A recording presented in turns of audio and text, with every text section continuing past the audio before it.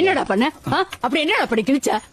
உன்ன அக்கா தங்கச்சிக்கலாம் அத பண்ண இத பண்ணுன்னு சும்மா கதை விடுறீங்க இந்த தம்பிக்கலாம். அப்படி என்னடா பண்ணி கிழிச்சீங்க சொல்லு. என்ன பண்ணி கிழிச்சியாவா? உட்காரு. உட்காருங்க கிழிச்சா. ஐயோ உட்காருங்க.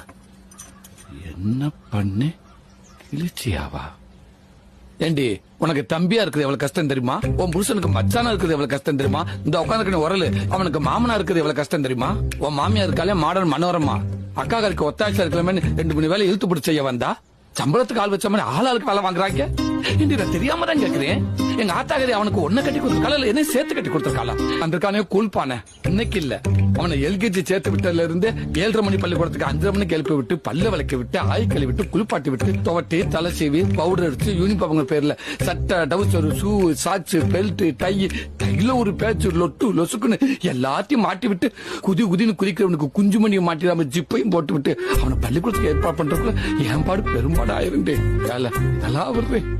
நான் எப்பெல்லாம் சோத்துல கை வைக்கிறேன் அப்பெல்லாம் உன் பிள்ளைக்கு ஆய் வந்துருட்டி. திருச்சியில பேரு பண்ண சோசிக்காரன் கூட என் கைய பத்தி சோசி சொல்ல முடியாம தவிக்கிறாண்டி. உன் பிள்ளைக்கு குண்டிகளை விட்டு என் கைரேகை எல்லாம் அழிஞ்சு போச்சுடி. இதெல்லாம் ஏன் எத்தனை நாளா உனக்கு தெரியல தெரியுமா? எல்லாத்தையும் சொல்லி செய்யறவன் இல்லடி இந்த தாய் மாமே. எதையுமே சொல்லாம செய்யறவன் தாண்டி தாய் மாமே.